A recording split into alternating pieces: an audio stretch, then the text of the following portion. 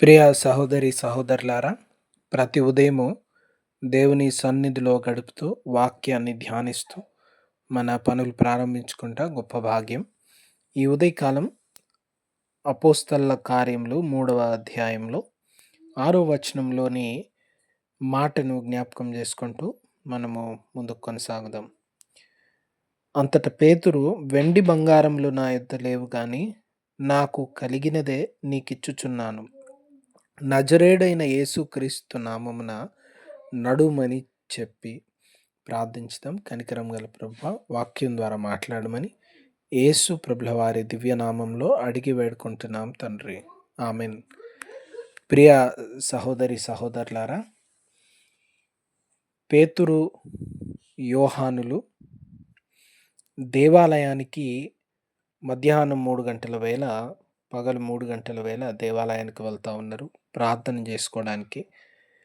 ప్రార్థనలో సమయం గడపడానికి దేవాలయానికి వెళ్తున్నారు.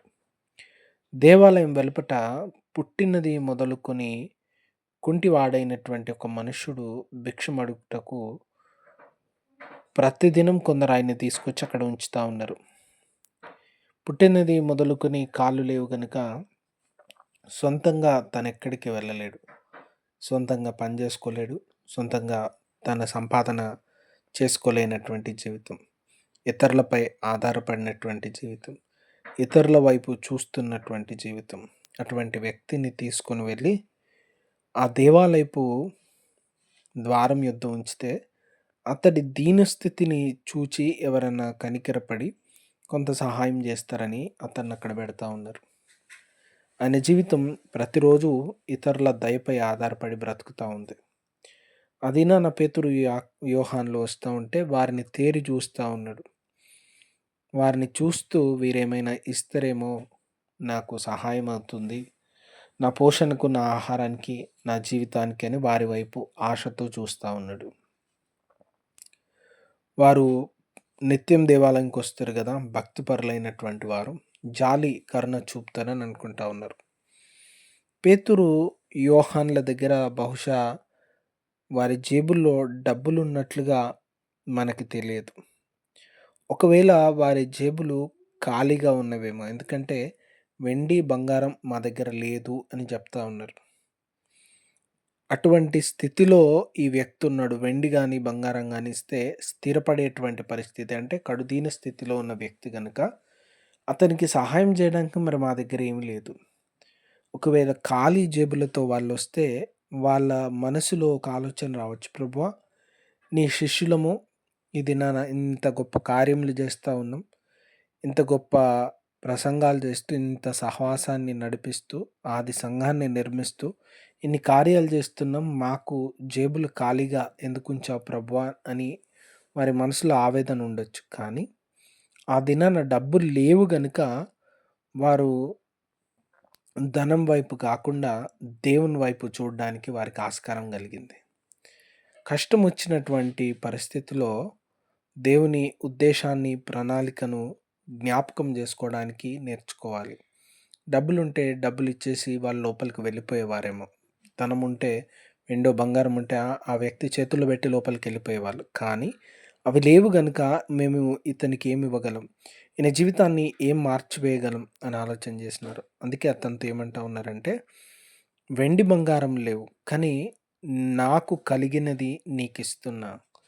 పేతురు దైవజనుడు తన జీవితంలో ఏమి కలిగి ఉన్నాను అని ఆ వ్యక్తికి చెప్తా ఉన్నాడు. ఏం కలిగి ఉన్నారంటే, నజరేయుడైన యేసు నామాన్ని నేను కలిగి ఉన్నాను, యేసుక్రీస్తు నామాన్ని. బాప్తిస్మం తీసుకున్న ప్రతి వారికి నుదుట సిలువ గుర్తు వేస్తూ చెప్తాం, యేసుక్రీస్తు మందలో నీవు చేరి ఉన్నావు, యేసుక్రీస్తు బిడ్డవు, యేసుక్రీస్తు కుమారుడివి, యేసు ప్రభుల వారి శిష్యుడివి. చూడండి, యేసు నామమును పొందుకున్న వారు క్రైస్తవులు, విశ్వాసులు. యేసయ్యని కలిగి ఉన్నాం. ఈ లోకంలో ఉన్న గొప్పవి మనం కలిగి ఉండకపోవచ్చు, గొప్ప చదువు లేకపోవచ్చు, గొప్ప ఉద్యోగం లేకపోవచ్చు, గొప్ప స్థితి లేకపోవచ్చు, గొప్పగా చెప్పుకునేవన్నీ లేకపోయి ఉండవచ్చు. కానీ వాటన్నిటికంటే గొప్పది యేసుప్రభుల వారిని మనం కలిగి ఉన్నాం. యేసుప్రభుల వారి నామాన్ని కలిగి ఉన్నాం.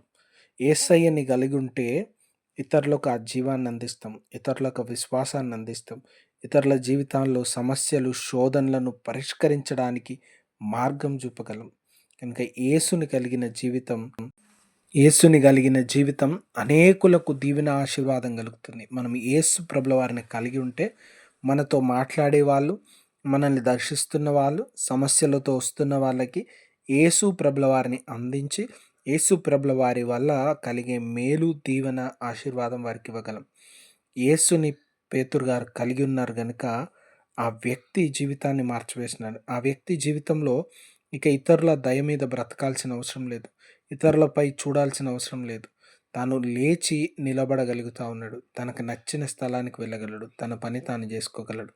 తన జీవితాన్ని మార్చివేసేది, తన బ్రతుకును మార్చివేసేది, తన స్థితిని మార్చివేయగలిగేది యేసు దగ్గరకొస్తే పొందుకున్నాడు.